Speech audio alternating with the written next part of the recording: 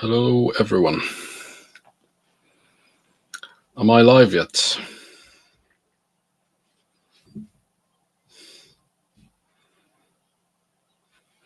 I always start the lives looking that way. Just looking at my iPad and trying to. Let's see. Can you all hear me and see me?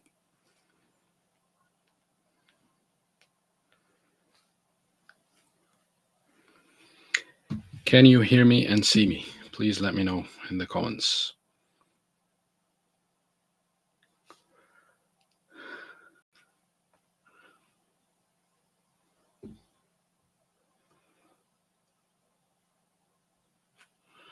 Let's do a test. Can you hear me?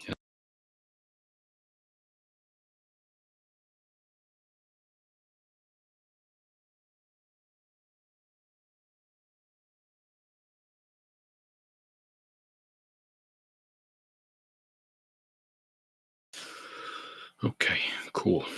I think it's coming through.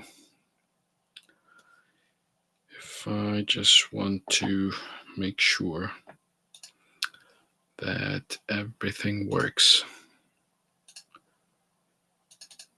Bum, bum, bum, bum. Yep. Good. Hello, everyone. Good to see everyone.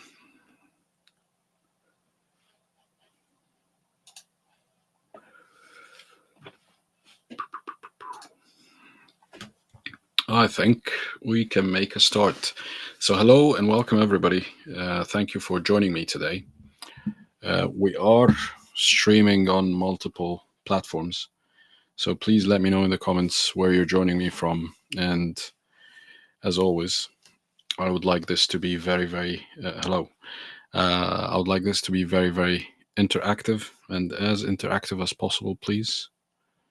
Yeah, that's it. Good. So leave any questions or comments below. And if the audio and video are coming through okay, just give me the thumbs up. And we'll give it a few seconds for other people to join us, shall we?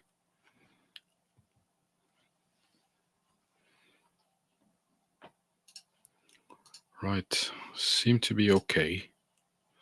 That's good. I can see a lot of friends in the comments. Hello, everybody. And again, thank you for taking the time and joining me today. And as always, welcome to my live today about hiring engineers. And we're going to be talking about or trying to explore what makes some engineers more hireable than others, if you like. So there are many factors, of course, but we will try to put some sense into or try to understand more about what makes it easier for some engineers to find opportunities, to get offers, to pass through the different stages of job application, and people who seem to be easily hired rather than others. So let's try to break it down and go through the hiring process and try to understand as well what kind of steps the hiring process goes through. What do the recruiters and the hiring managers look for? And how could you as an engineer, work on improving your profile and, your skills, etc. And if you're joining me for the first time, or if you're seeing this for the first time, so my name is Mohammed. I work as a director of design for Orius in the UK. We build substations and do grid connection projects, amongst other things, in the energy construction in the UK. I've been in the substations engineering and design business for almost 17 years now, and I've done different roles over the years. So I've been in protection and control, I've been in design, I've been in um, as a lead engineer and as a head of engineering and an engineering manager. And um, as you can see, I like uh, coming live and talking about these subjects because I am enthusiastic about them. And I really find this career very interesting. And it is a good career choice for those of you who are new into this career or who are maybe considering shifting into this industry. I really recommend it. And I always like to start these sessions by sharing about my week. And you probably can tell from my voice that I'm a bit tired. It's been a very long week, although we've only worked for 4 days this week, but they've been very, very long 4 days for me. We had a lot of meetings, we had a lot of events with the team and with clients. There was a lot of traveling as well to different parts and cities of the UK. And today there was a meeting also up north that I took part in. And so I've been very, very busy this week. And so, how about yourself and your day and your week? How has it been going for you? Please let me know in the comments if learned something new this week, if you've worked on something interesting, if you have, you know, if you're working on a particular project that you find interesting or, challenging. Please let us know in the comments. We're trying to learn from each other. And I think there is great benefit in exchanging ideas and thoughts. And why am I doing this, live thing? If you're joining me again for the first time, I really believe in sharing the knowledge, and more people, I really think more people should be doing this. We need to spread the knowledge and learn from each other and learn from others. I would really, like it and appreciate it if someone, even if 2 steps ahead of me, shares on the platform and tells me what I can be avoid doing or what I should be doing more of, etc., and what worked for them. So tell me, what do you think? And I want to connect with engineers, of course. This is my number one source of personal growth at the moment. And we are hiring in energy. We're always looking for good electrical engineers. So I'm really interested in learning about what's happening out there and see how, we're all developing together as an industry. And I also want to push myself and learn as well. Public speaking needs regular practice, and people usually tell me, you seem to be enjoying or being good at presentations. Well, this is how, you practice presentations. Basically, you go on sessions like these and you talk to different people, and that's how you practice public speaking, which is an important skill. And we're going to talk about public speaking and presentation skills today as well, because they are very important for engineers, especially those looking for different opportunities or looking for better opportunities. Anyway, we've given it some or a few minutes now. So if you're joining me live, please give me the thumbs up so I can tell you about a secret project I'm working on for my newsletter readers. And to tell you a bit of, it's an interesting thing, this LinkedIn gig. I've been publishing daily on LinkedIn almost for 2 years now, and my posts have reached over apparently 510,000 people with over 2 million impressions. So it's crazy numbers. It's unbelievable for me. I wouldn't have imagined all this, and it's created a lot of opportunities for me. And I find it interesting because I like connecting with people anyway. And just as a as a note also for those who don't know, if you want to access my content, you can find it on Substack. It has all my videos, all my newsletter articles, all my free resources. I give a lot of stuff out there. And I'm working on a training course, and I want it to be different. So please feel free to give me your ideas or suggestions. I welcome your opinions. And if you do, send me opinions or suggestions or comments, then I will, or you will be the first to know once I release this course. So let's go now and dive a little bit more into today's topic. And today we're going to be talking about, as I said, hiring engineers, how engineers are hired, what do we look for when hiring engineers, and why do some engineers tend to find opportunities easier than others. Hi, I can see a lot of comments. Hello, everybody. Thank you for joining. And I'm kind of excited about this because, I think that people can benefit from this. I've been in hundreds of interviews, both as a candidate and as an interviewer, and I've hired many, many, many people.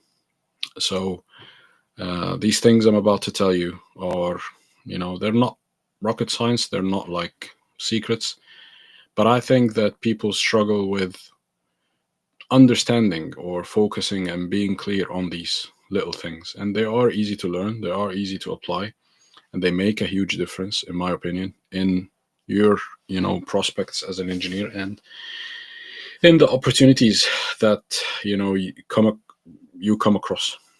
And we will attempt to shed some more light on the importance of these topics and why do many engineers miss opportunities and what makes, as I said, some engineers find opportunities or get hired easier than others. And we'll try to learn about these small skills. And I want you to please interact with me in the comments, ask me questions, tell me if there is something that's not clear or if there is something that you feel needs an example or clarification. Please let me know. And if there is a question at any time, please write it in the comments. Okay, we will be answering questions live today. And I usually answer all the questions I get live. If it's as a comment on LinkedIn posts, I cannot promise I can answer them because unfortunately, LinkedIn does not show me, or does not notify me when I get comments. So please be aware of that or conscious of that. Okay, so and who's going to benefit from today? Well, basically, first of all, engineers who are struggling with progress, because you might be in a position, and we've all been in this position before at certain points in our careers. We can struggle with progress, and that means that we're not able to transition, or we're not able to, or we're not basically happy with, how we're progressing, and that there could be a lot of obstacles in our way. But the number one, challenge that I see, which is common amongst many engineers and many, people in our field, especially in the technical fields, is actually the knowledge of what needs to be done and how does it need to be done and how is it presented and how do you, put yourself across and etc. etc. And a lot of it is about communications. And the benefits for that is, once those who are struggling to progress or to land opportunities or to be hired in better roles or the roles that they look for or want to be involved with.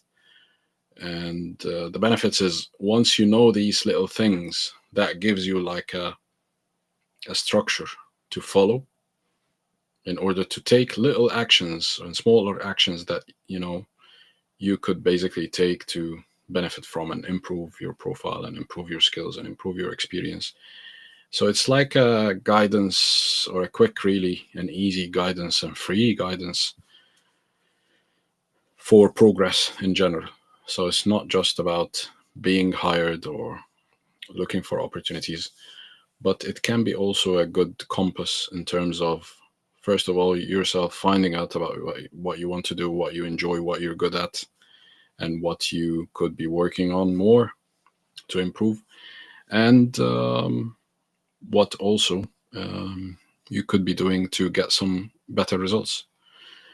And for me, that's all about the knowledge piece and trying to have more of these interactions with people who have been through different processes, who have been through more experiences, and learning from that and trying to absorb. I always say that advice or career advice, especially, you got to take it with context. So you don't just take an advice and apply it. You first of all examine it. Does it apply for you or not? Is it coming from a person who has been actually through the same circumstances, through, same challenges, same obstacles? So advice has to be taken with context and question everything. You don't have to take something and just follow it blindly. No, you can question everything. And I'm also talking to engineers who are new to hiring. So whether you are a lead engineer or an engineering manager, a design manager, or an engineering leader, or somebody who wants to be an engineering leader, sometimes hiring engineers can be very challenging, and it actually is one of the biggest challenges that you will come across as a new leader in engineering. And again, once you learn about these little things, you can then form like a checklist in your mind to what would you be looking for, not just through the job description, but also what kind of attitudes, what kind of skills, and what kind of traits you're looking for in the people that you want to join you in your team. And that's very important. Um, if you're still following, let me know. And again, this is for everybody else, everybody who wants to learn about hiring engineers. What, again, traits do we look for in engineers? Because when you're comparing, and, unfortunately, hiring people and the hiring process is all about comparing different candidates, like it or not. But that's the truth. It's a competition in a way. So when we're competing for limited opportunities as engineers, it's important to know what differentiates between a good candidate and a not so good candidate, and between somebody who lands the role or lands the opportunity and someone who just falls short. And sometimes the margins are very, very, narrow, and sometimes, life happens. So I always say, do not expect to succeed in everything you attempt. That's just normal. It is life. And it can be very frustrating sometimes, unfortunately, but this is something that we all go through from time to time. So, to answer the question, what makes engineers or some engineers get hired easier than others, we need to start with, first of all, examining what are the steps that you go through as an engineer to get hired or towards getting hired. And first of all is, of course, the job application itself. And the process itself differs from organization to organization. It differs from industry to another. It also differs from, a recruiting manager to another, frankly. I mean, there are, of course, set standards out there. There are, procedures to be followed and processes, etc. But the interpretation and the application is always hi, Lee. I can see Lee. Good job, Lee. You've done a lot of good work today. I'm just gonna give you a shout out today. So, thank you for your support and good work and your leadership. So brilliant. No, happy to see you with us today. So, back to what was I was saying. I got distracted by Lee's comment. So, but thank you for that. Keep the comments coming. I'll read them all and I'll answer them all. So, when it comes to your performance during the job application, that makes a big difference as an engineer. Because sometimes, and again, this is a common issue from the hundreds of interviews I've seen or been part of, people are not aware of how they come across during a job application. People might not actually know, over here in the UK, they say you don't know what you don't know. So, these are the things that we don't know that catch us out. And it's all about that. I think that we need to be aware and practice more interviews, practice more, if we are fresh graduates or new entry level graduates or engineers, we need to practice graduate assessment panels. There are tools out there now that you could basically, sign up to and have AI assessed video interviews, which are very common now in some big companies. So it's not a new thing anymore. And all these things, and even speaking to a mentor, you could speak to a mentor, you could speak to somebody who's only 2 steps ahead of you, and find out, whether you could practice, answering questions, common questions in interviews. So there is a lot of things to learn and practice out there that you could be going through. And when it comes to your CV, that's very important. I'm not going to spend a lot of time today about CVs. I've made a few videos on that and written a few articles, so please go back to them on Substack and read further and watch further. But the CV is very important, because what people do not know, or what people maybe might underestimate, is that the CV, when you're on par with other candidates, the CV is the first thing that makes a difference. And it is, sometimes people don't spend enough time looking at the structure of their CV, the format, the readability, the skimmability, because, recruiters and hiring managers, especially when they get hundreds of CVs, they want a CV, or they will like and appreciate a CV that is natural to the eye. So, for example, for an English reader, being something natural to the eye means that the important stuff is placed, on top left corner, and then right, and then bottom left, and then right. Yeah. So that's the natural eye movement, if you like. It's like a zigzag or a Z.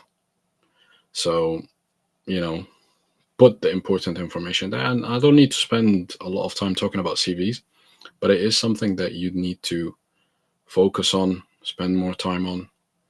And it is something worthy of the investment of the time and effort, and even the money. So if you struggle with CVs, and you're maybe somebody like me who doesn't want to write a CV, well, go and hire a professional CV writer. There are a lot of them out there. Find somebody who is relevant to your industry, who knows how people of your caliber, land opportunities with CVs, and they can help you with that. And of course, the second thing people miss is the engagement with the recruiter. Now, unfortunately, with LinkedIn, fortunately, LinkedIn is an open world now. So that's a good thing. We are all accessible. Well, those of us who choose to be anyway. Recruiters are welcoming people to contact them. Recruiters are welcoming people to, comment on their posts, and they'll be happy to go through the recruiter cockpit on LinkedIn, or hiring, they call it Recruiter Lite, I think, or something like that. Anyway, but they will welcome that, and their job today is to go through the hundreds of candidates that are filtered and suggested by the algorithm. So again, your engagement on LinkedIn matters. Your engagement with recruiters matters. So try to be respectful of their time, of their privacy. Try to make sure that you are to the point. Do not apply to something that you believe is not a good fit for you, because I don't think it will reflect well with the algorithm.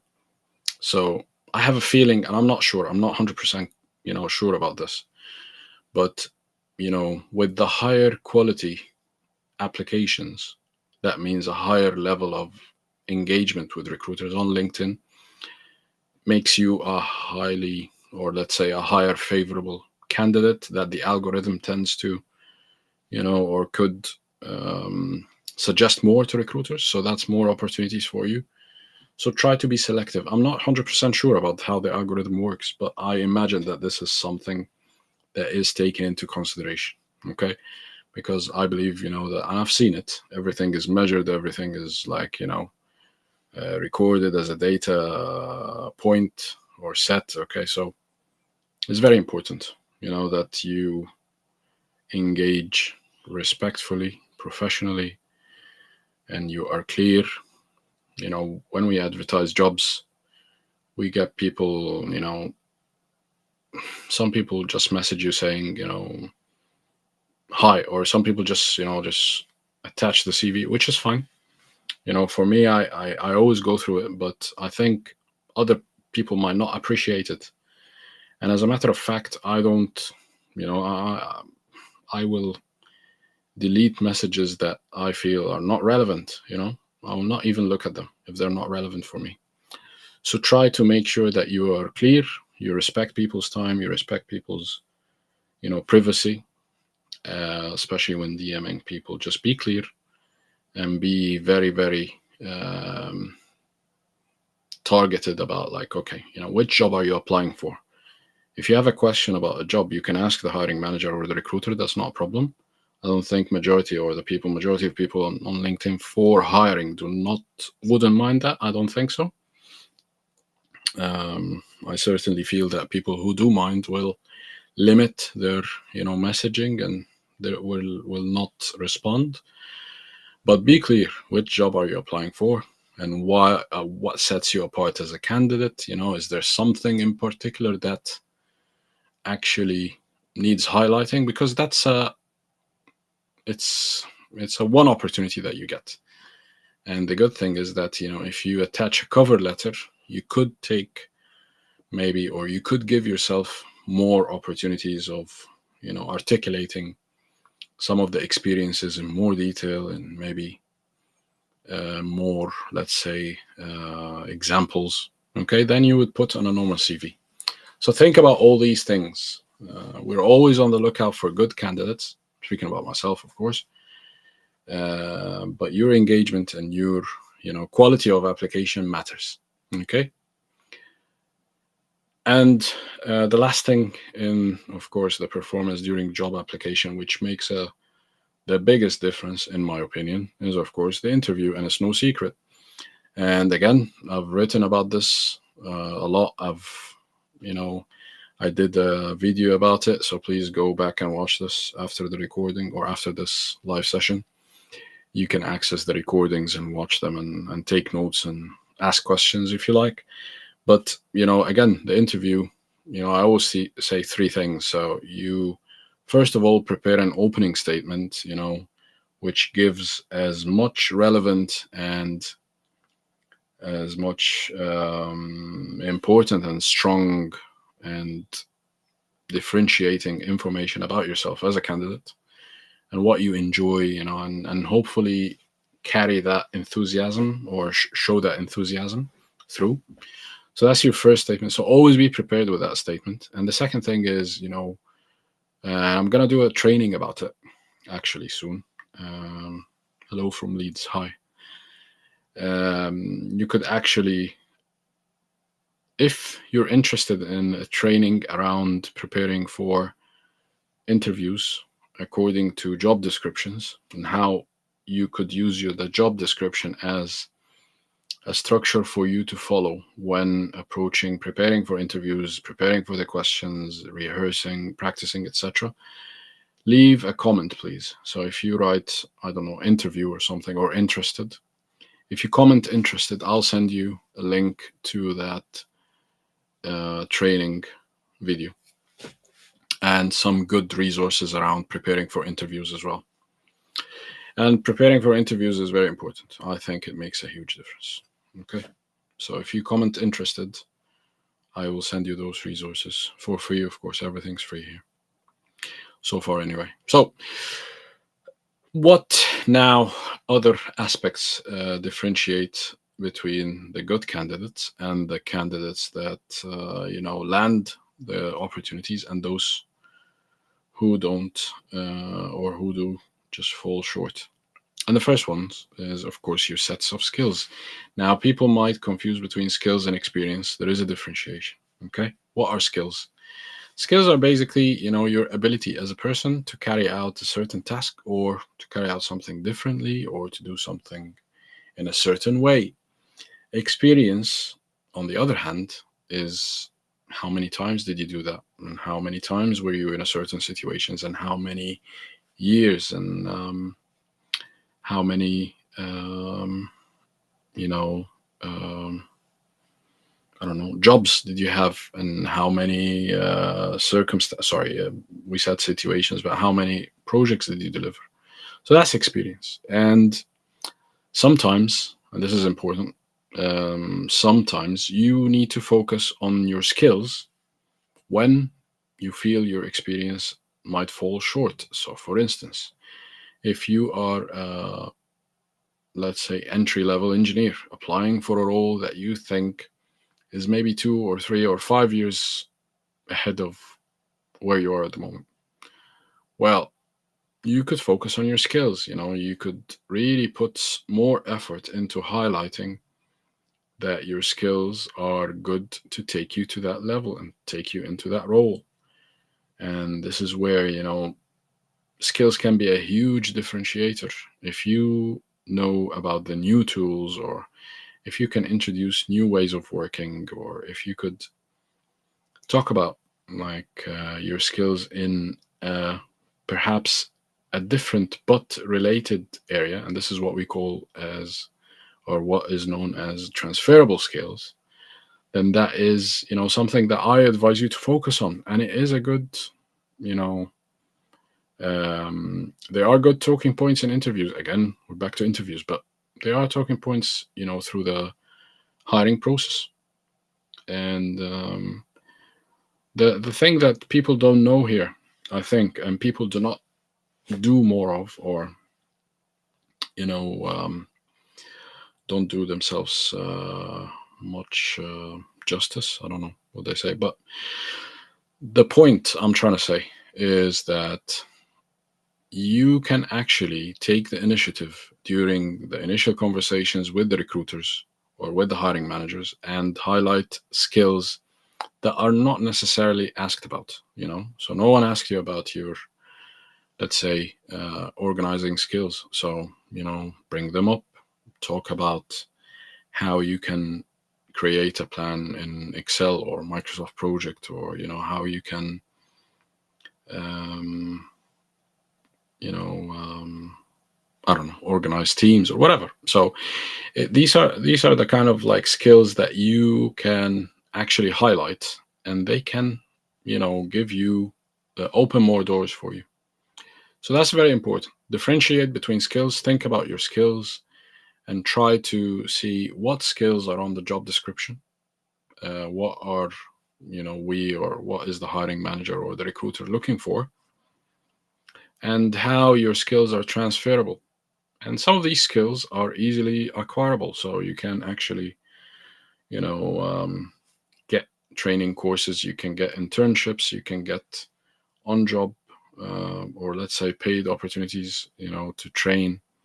So again, this is where you pick up skills. And if you feel that and I've seen it before, we have engineers who come and say, look, I haven't been working in an engineering role. That's okay, but they're still working somewhere or doing something, picking up skills, and these skills are transferable. That's totally fine. And on the other hand, now we've talked about skills. Experience, as we said, is the amount of time and amount of exposure you had in a certain situation on a certain project. And you can then focus on experiences if they are the stronger, thing to put across in the hiring process. Now, again, if you tick both boxes, great.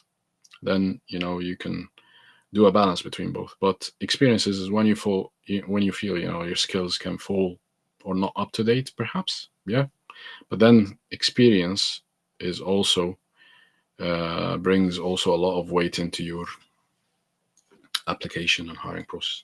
Are you following so far? Give me any indication in the comments, please, or a thumbs up. Another part of the skills, and we talked about public speaking and presentation skills, and I told you that I'm doing these lives to make sure that I am continually public speaking, or talking and trying to present things and talk about things I enjoy with people I find interesting. And so that's one of the things, that's a skill that you can easily acquire as an engineer by putting yourself out there on, I don't know, you've got Toastmasters, you've got a lot of different educational organizations and forums out there that can help you gain these skills. And one of the things, we had, let's say, I'll not mention any names, but I had, many, let's say, months ago, I walked into a meeting where I was going to do a presentation. And to be fair, I thought, okay, why not get one of the younger engineers to do the presentation? And to be fair to them, they did very well. They did the presentation, they learned from it. So that's how like these kind of opportunities come about as well. So find the opportunities that take your presentation skills and where you can practice your presentation skills and take them to the next level. Okay, because they do make a difference. When you're presenting yourself at the interview, when you're presenting yourself and talking or speaking with the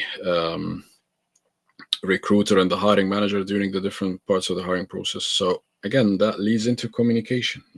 Are you a good listener? Are you an active listener? Are you aware of your body language? And again, you've seen me do this, and I think if you're sat like this in an interview, that's not a good sign, is it?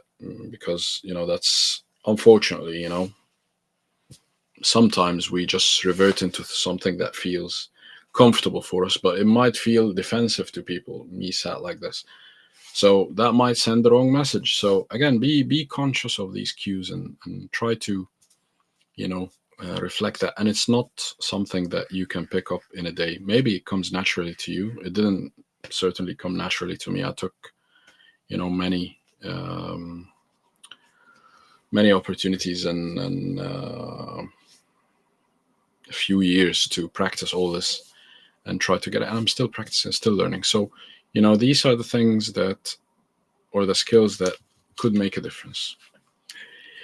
And communication makes a difference. And when the amount of times, believe me, this is the number one underrated trait out there.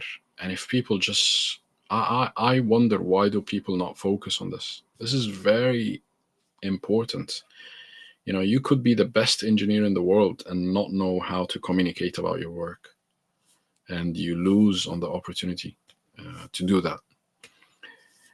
And you could be, let's say, a half decent engineer, which is fine, but communicate superbly in a way that puts your point across clearly, methodologically, and in a very attractive way. So you win the opportunity, or you land the opportunity. You're just given the opportunity because you're a better communicator, and it happens. And this is why I feel like, even the people that are not comfortable with communication, again, it's something that they can learn, they can pick up, and they can work on themselves, more and more, leading into the interview or leading into the hiring process. So, and again, I'm talking to a few engineers who told me the same thing, told me that they struggle with communications. What do we do? So I've told them, like, there are plenty of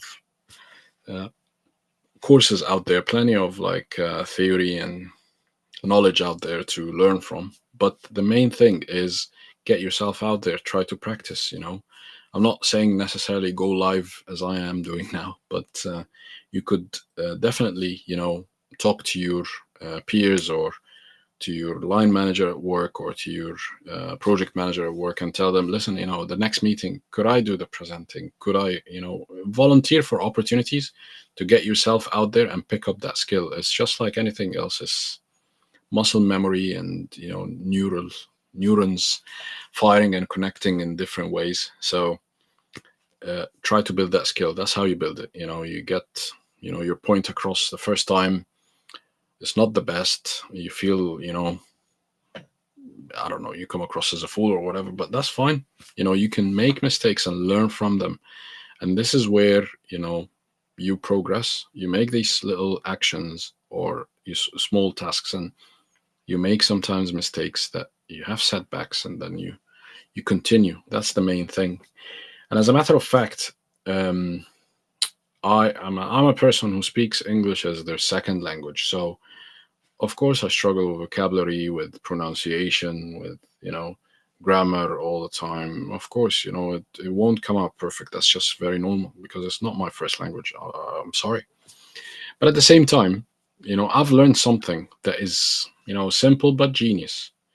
Even when you're in a meeting and you want to say something, And if you feel you struggle to find the vocabulary, to find the words, etc., it makes it very easier to write it down. So write it down in your notebook. And this is why I'm always taking notes. And even write it down in your notebook and then read it out. And as a matter of fact, I learned that from people in the UK, people who are English, who speak English as their first language. And I've learned that of them. So there's nothing wrong with that, with writing the statement that you want to say. And then, in 1 or 2 or 3 minutes, say it, when you get the opportunity, read it out. So there's no really excuse for us saying, oh, we cannot communicate. Well, you can always write. Yeah, right. So people can write something down and read it out. Okay. So we've spent a lot of time on the communication skills. Shall we take some questions? Give me a thumbs up or a comment with questions, so that if you want me to move to the live questions, which I think I'll do, or shall we continue? Okay, we can continue for just a minute and then take the live questions. So the other skill that we are always looking for engineers to have are problem solving. And again, this is something that you could notice, when you're doing, and take note of and prepare for when you need to speak about it, whether it's in an interview, whether it's in a cover letter, whether it's, speaking over the phone or over Teams with a recruiter. So again, these are things that you can start to note. And no doubt about it, we are in autopilot mode when we're working as designers and as engineers, and we don't take notice of what we're doing in terms of problem solving, in terms of designing things. So try to pause at the end of every day and just establishing or adopting a habit of note taking is very important. It's very useful. It can pay dividends, trust me. So write down what you've solved as a problem. And I know that it might sound counterintuitive at the beginning and difficult to do, but just write down at the end of the day one sentence. Start with that. Start with one sentence. That's how you easily start to pick up new habits. Okay, new useful habits. It's just start with the little things. Start with the small things. This is basic, knowledge. Because writing down every day will give you a bank of ideas to extract from when you are going into an interview, when you're going into professional registration, assessment, whatever it is. You will have that bank of ready ideas that you already have, with the dates, with what you've worked on, with what you've achieved, etc., and what problems you've solved. And this is one important skill that differentiates engineers, good engineers, from other engineers. Okay. And another thing is around coordination, organizing, and of course, interfaces management. Nobody wants to hire someone who works in a silo. Nobody wants to hire somebody who cannot or will wait for somebody else to manage their interfaces with them. No, we want people who are out there, and engineers who can manage interfaces with different disciplines, with different peoples, with different working groups and teams outside of their discipline and outside of their line of work. So again, people don't realize this, but coordinating, even if it's coordination with 1 or 2 other engineers, can make a difference. Okay. And again, at the end of the day, take note of what you have achieved or worked on, because that could give you a good bank of ideas for later. Now let's go through the comments and let's see. Okay, I'm going through the comments. Please write any questions you have at the moment and I'll read them. Hello from London. Hello from Leeds. Hello from Pakistan. Yeah, thank you. Hello all.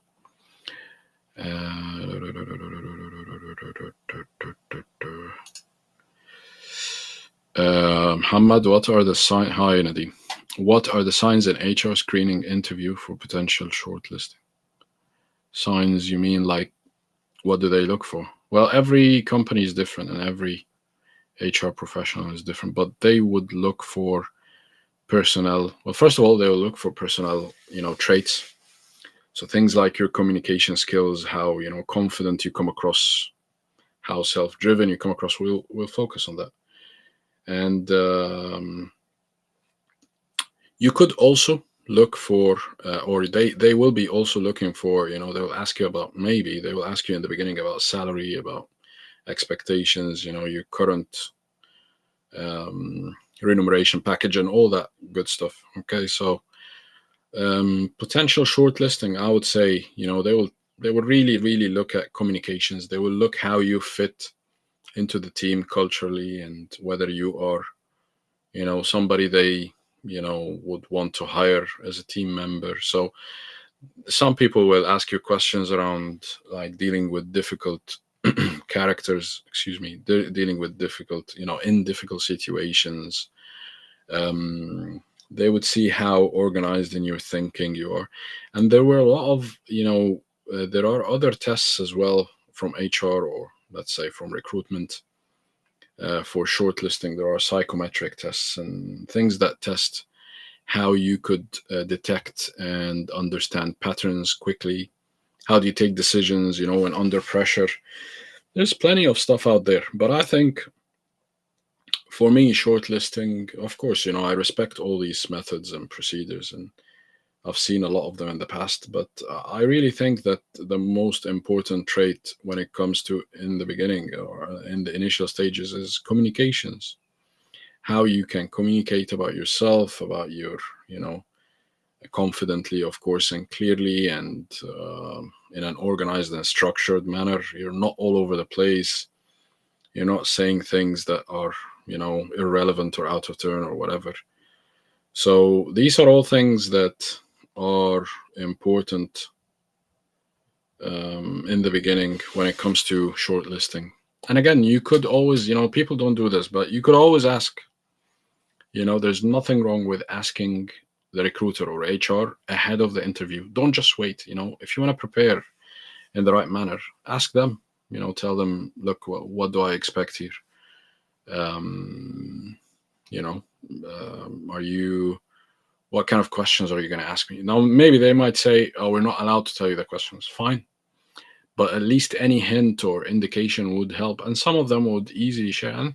And at the end of the day, it's they are only going to share what doesn't jeopardize the fairness, of course, of the whole process. Because you are or you are not the only one applying, so they will try to balance that, of course. But at the same time, there's nothing wrong with asking. And again, as I said earlier, um, practicing and rehearsing. There is a lot of practice and rehearse methods and tools and websites out there. You could talk to a mentor. You can talk to, hiring coaches and recruitment coaches, and there's all sorts out there.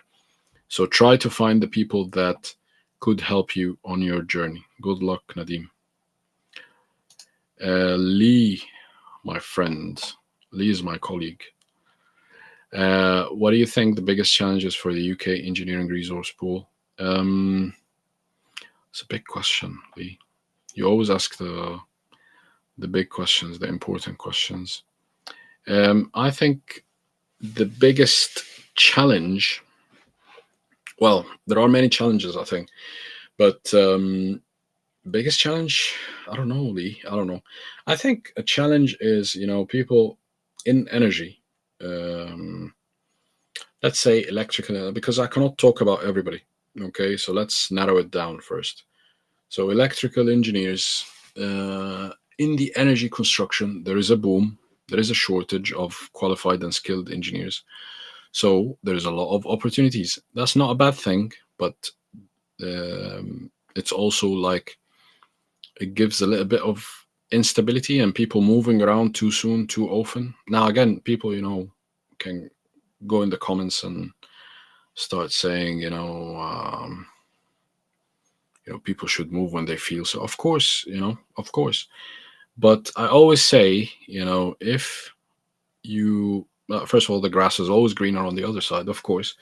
But there is a minimum resolution, I think, of time, I call it. So, for instance, if the project takes 18 months and you spend only a year in the organization, what have you learned? I'm sure you've learned something, I'm sure, but if you spend less than the time needed for you to experience the end results and the finishing and completion stages on a project that you've worked on, especially when you've worked on in the early stages, then it can be, something at the detriment of your experience, I'm afraid. This is something that, I feel is a challenge. People miss that. And it's not exactly a challenge that, is a bad challenge, I suppose a challenge in its nature is a challenge, but I would say this is something that is taking a lot of good engineers away from, persisting and staying and learning something that is actually could pay or may pay far more bigger dividends over the long term in their careers. Okay. I also think that there's a lot of there isn't enough, qualified and skilled electrical engineers in energy construction. That's just, not just in the UK, but globally, I believe. So that is a challenge. And yeah, so I think that's the biggest challenge. I think the biggest challenge is the shortage. And I think the abundance and opportunities make it also a bit of not a curse, but it is a bit of a challenge. Okay, people are interested in the training. That's good. I'll send it over to you once I complete it.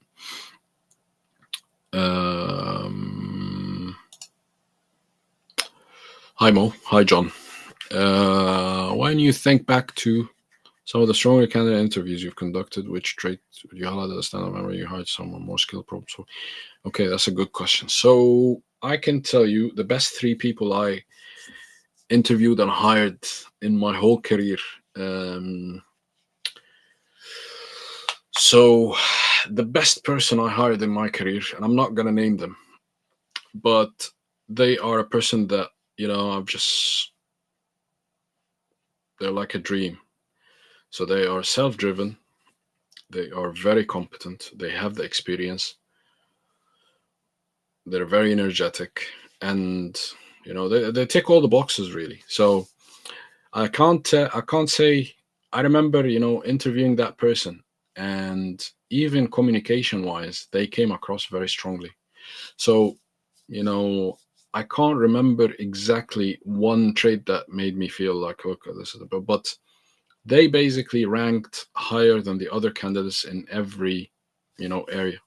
Just as simple as that. So some people might have more skills, let's say, and some people might have different like experiences. And by the way, experience is very important. We're going to talk about that. But the duration, the diversity of the experience, the quality of the experience makes a difference. People who've worked on big projects, have different experiences to those who worked on smaller projects, and those who worked on multiple projects in parallel have different experience to those who've worked on one project at a time. So there are differences in experiences as well. But of course, skills, problem solving, and being self-driven and being accountable and having a high sense of ownership. These are all important traits, but they are very difficult to demonstrate as well. So sometimes they can come across clearly in the communication, and sometimes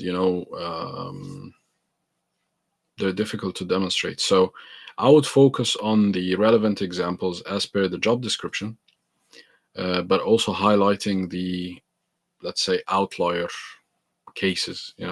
So if you've worked on a project that is once in a lifetime, you gotta put it at the center of the stage when you are talking about your experience. If you're thinking of, let's say, if you're jumping into a job that entails or has like a lot of interfaces, then you gotta show a strong suit of organizing skills. Yeah. So these are the things. Um, the other people I hired that were really good, they were good communicators, strong personalities. Technically, they have to be up there as well. But I always say that, if you are,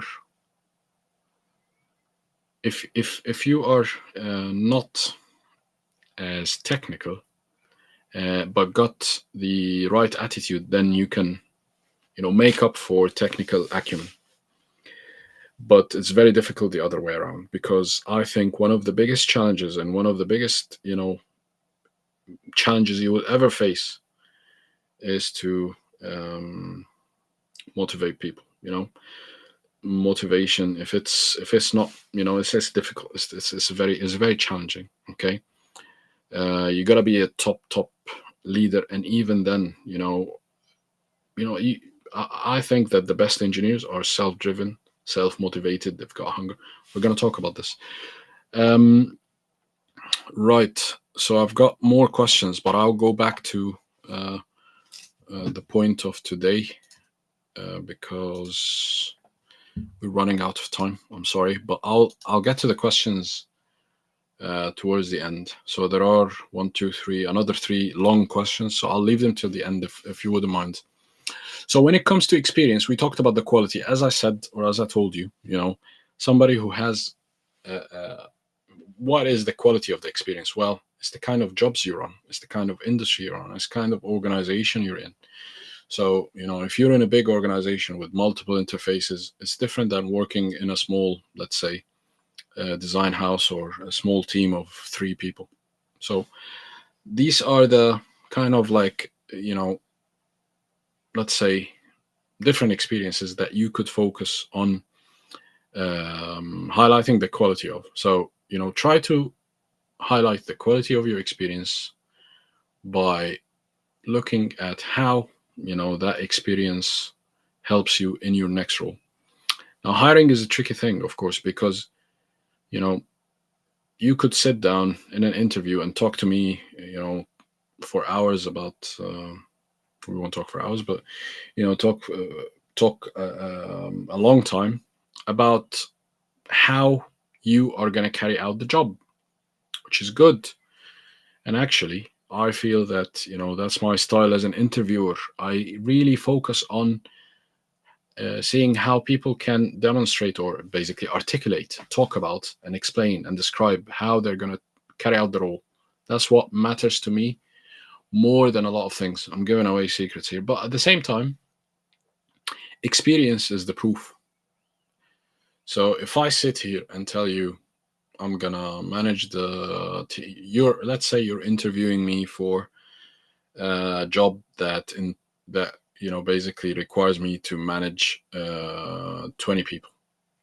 Okay, just arbitrarily, hypothetically, and okay, I'm sat here and I'm gonna tell you, yeah, I can manage 20 people. I can do this. I can do that. I'll start with doing, you know, I don't know, weekly catch up sessions. I'll try and identify the different, nature and communication style of every person. I'll try to identify the levels of motivation, the different, and I'll speak like that. But then when you look in my CV, you'll find, for example, that I've only managed, a team of two people. Well, that's different. Okay, so I probably described a lot of good things, and you could take that decision and you could take that view as a hiring person, manager, or recruiter. But at the same time, experience is the proof. Now, this is where, I'm not discouraging anybody, but your experience there could be a gap between the experience you have and the experience needed for the role. And that's okay. And that's down to, the recruiter and the hiring manager's assessment, or the assessment through the process. So these are all points that you want to focus on. Okay, what's the quality of your experience like? And again, that could, as I said in the very beginning, these points are important because they drive you or give you a direction to pursue. Well, if quality of experience is something important that I want to focus on and develop as an engineer, well, then I might prioritize that in my role over something that maybe pays me more. Okay, I'm just saying, like, these are the thought processes that will help you form a better profile for yourself. Okay, and improve your skills, improve your experience. Of course, obviously, experience is about durations, and we said again, if a project takes 18 months, if you spend only 6 months on a project and move on to the next, you're probably not getting the best return on investment in terms of time versus experience. Okay. Because if you design something, let's say you're a design engineer, if you design something in the beginning of the project, if you don't experience the finishing and the completion stages, on site where, it's commissioned or the snag list or whatever, and as built stages, and even past, going into service energization, whatever. But all these stages reflect very, very positively and strongly on your experience. So duration is important, and how many months and years and how many projects of that nature did you stay on and end up delivering. Okay. So again, duration is important, and that's why I think and I believe, strongly believe, staying longer in an organization is not a bad thing. Of course, people can say, about the organization and about like work-life balance, toxicity. I understand. I'm talking about somewhere where you could be learning as an engineer. There is no compelling if there is no compelling reason for you to leave somewhere where you're learning, my advice is don't. Anyway, I'm not giving you advice because I don't know who I'm talking to, but that would be the advice I give to myself. Okay. When it comes to also the third aspect of experience, which makes a difference in people or engineers getting hired, that's the diversity of experience. Have you worked on different industries? Have you worked on different problems? Have you worked on different disciplines? What kind of different exposures did you get as an engineer working on different assignments and projects? Another very, very important aspect that makes a big difference between good engineers and great engineers. There are engineers out there who know their specialties, of course, but the best ones out there, I believe, who have worked across different, let's say, even if ever just so slightly different domains, to the extent that allows them to understand, the analogies between different domains and transfer that experience and skills to something different or new situations or new type of projects if the business shifts around, etc. Okay, we've gone through the hour. So are you still following? Shall I carry on? Or shall we call it a day and go back to the questions? Please let me know in the comments. Is anybody still watching this? Or have I sent everybody to sleep? Which would be a good thing. That means, I'm actually doing something. I don't mind that. So we'll quickly touch upon the personal brand, but tell me in the comments, do you want me to carry on or do you want me to call it a day, please? So your personal brand is very important. Something that is, again, something that you got to work on building.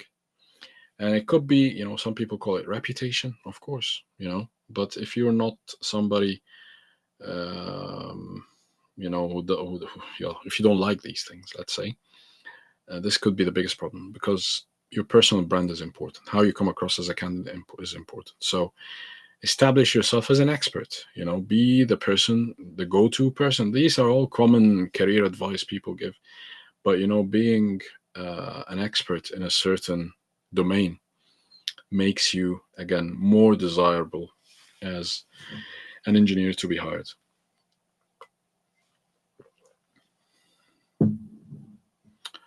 I don't know. Please carry on. Okay, thank you. I'll carry on happily. Tomorrow is a holiday, so I've got plenty of time. No, I'm joking. I'll need to go in a bit, but that's okay. Another thing that attaches to you or attaches to your personal brand is reliability. Okay, what is reliability? That means basically, are you, in a way trustworthy to be given a job to finish and to complete? And will somebody give up halfway? Will somebody,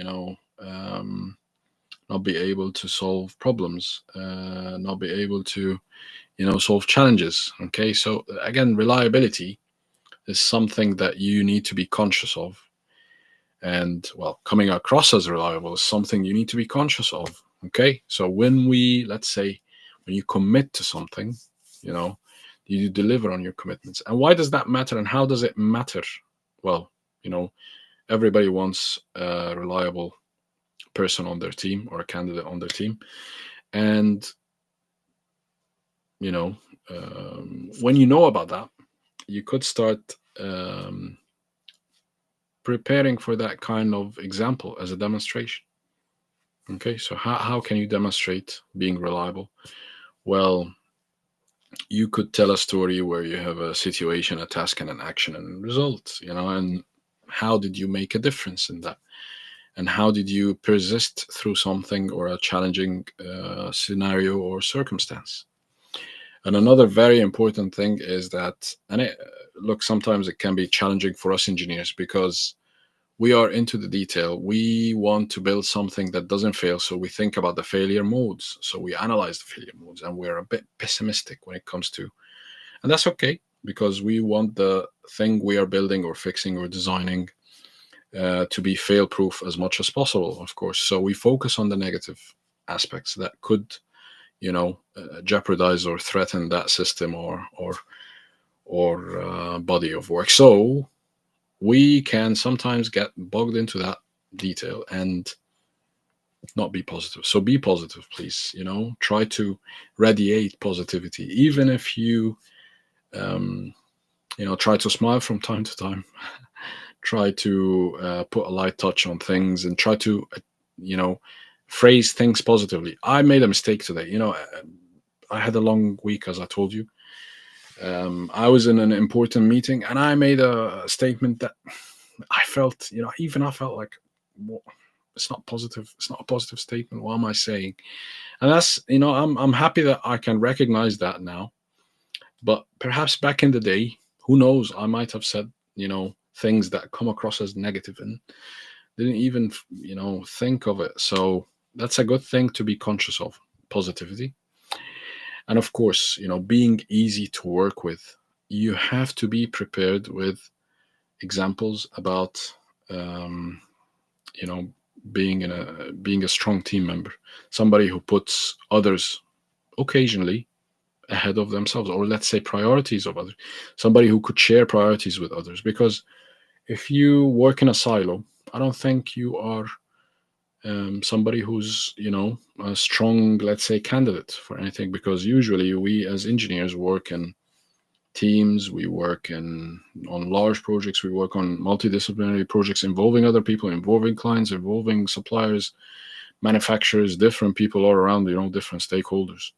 So being easy to work with is an underrated trait, in my opinion. And again, that could make a big difference in your prospects and in your opportunities as an engineer. Right. So where are we now? I think, we'll call it a day. But before we go, let's read some questions. We didn't talk about attitudes, but I think attitudes are very important. Demonstrating that you are finishing jobs, you stay, and finish your job. That's very important. Demonstrating ownership, which means that, look, if there's a problem in my work, I am the one who will fix it, not anybody else. I will not look for excuses. I will not look for, I will own my work and anything that comes within it, basically, or depends on it. Yeah. And accountability, that's also related. So, I'll show accountability. I'll be, as I said, reliable and, delivering on time. Another trait that engineers, want to look to exhibit or portray in these hiring processes is, self drive and determination and self motivation. Because again, positivity is contagious, just like negativity is. So if you're somebody who's self driven, you will contribute to the drive of the team. That's for sure. And of course, hunger and ambition. You know, I prefer people who are hungry for growth, who want, you know, opportunities to grow within the team, who want my job, want jobs. That's just something that I like to work with. I would rather have people who have the ambition to work with, rather than people who perhaps are not as ambitious. And ambition, again, it's not just about getting to the next step or getting a promotion. Or no, maybe some ambition it comes in different forms. And I'm ambitious about like doing a good job. I'm ambitious about I can see a lot of questions. We're not finishing anytime soon, are we? But the hunger and ambition is very important. And as we said, being easy to work with, being a good team player. Right. So let's go to the questions. Do you want me to take the questions, or shall we call it a day? It's an hour and 10 minutes now. It's a good job I don't promise to finish on time. Otherwise, it doesn't send the right message, does it? I could go on for a bit. Hi, Mo. No, we did this. Someone is asking me about metering infrastructure. I don't know. I mean, there are a lot of jobs out there.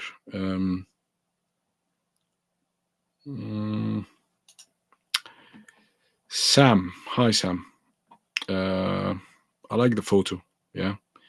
If you are newly graduated, congratulations on your graduation. Hi, Mo. Is it a good idea to interview for a job that seems higher than your experience? For example, a junior engineer interviewing for a senior role or managerial position. I'm not in a place to tell people, don't do something or do something. I'm just giving you my insights. But I feel that you need to, to have the relevant level of experience to the job you're applying for. And we all do it. We all apply for jobs that we sometimes feel, okay, we're a good fit for, and we're not considered because we're not at the same level.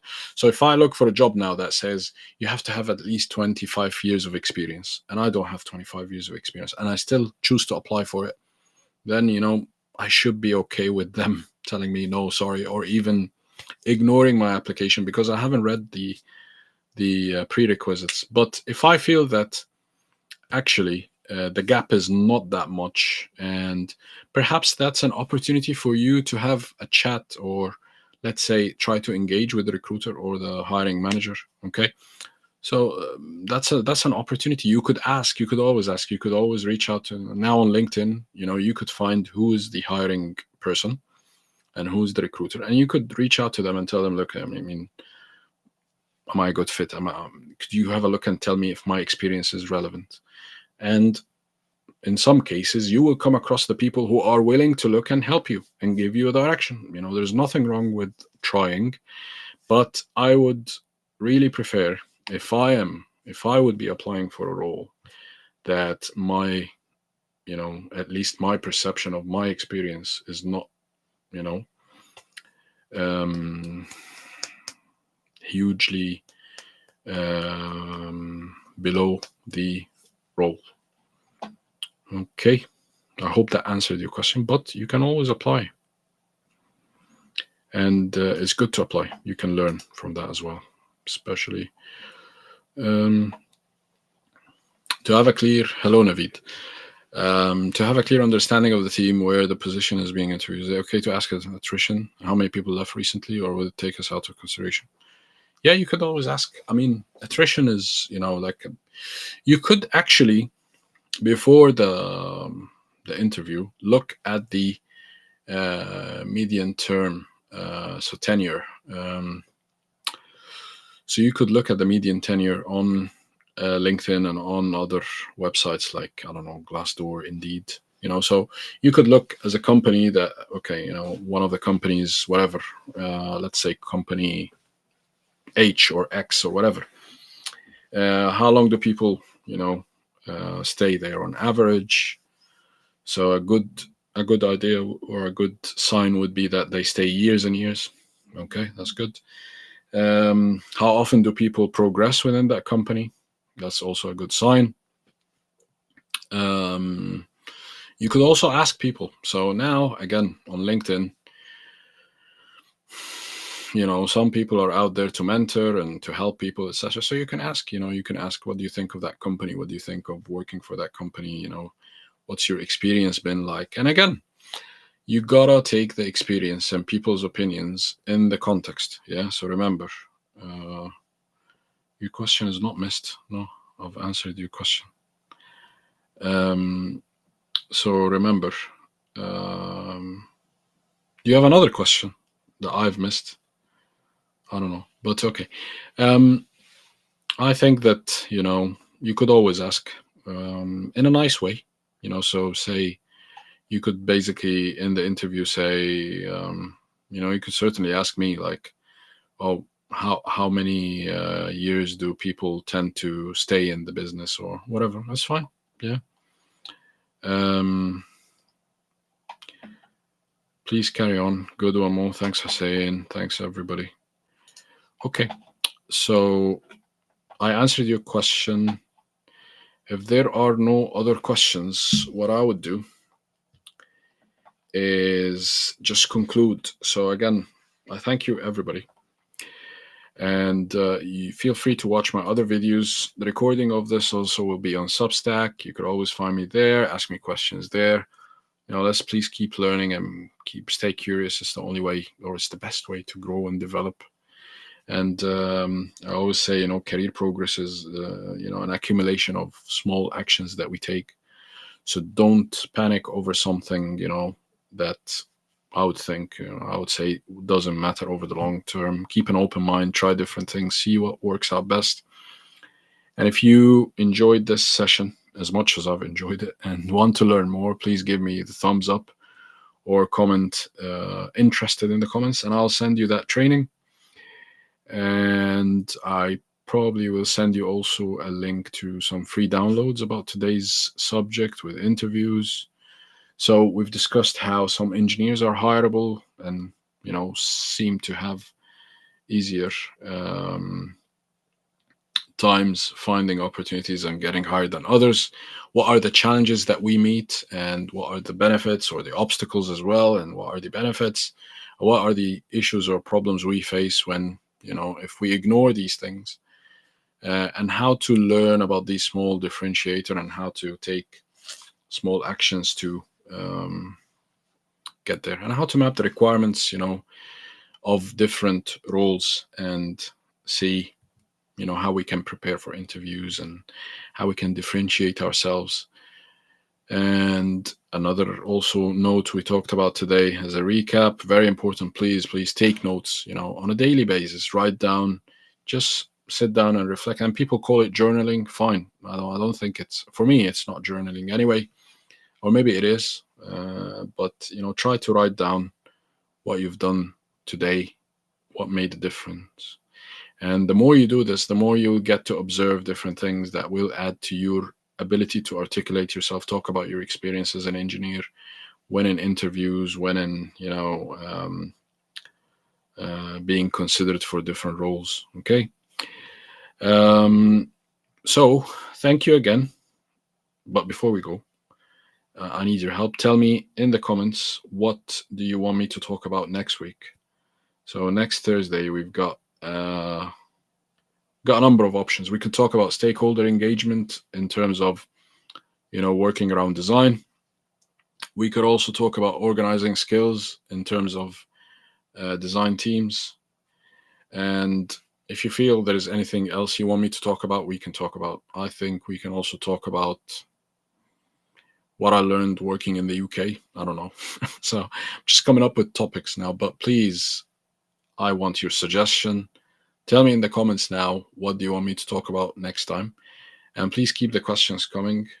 We've got 4 days of holiday in the UK now, so we've got a long weekend with an extra day as well for Easter. So happy Easter to everybody listening and watching.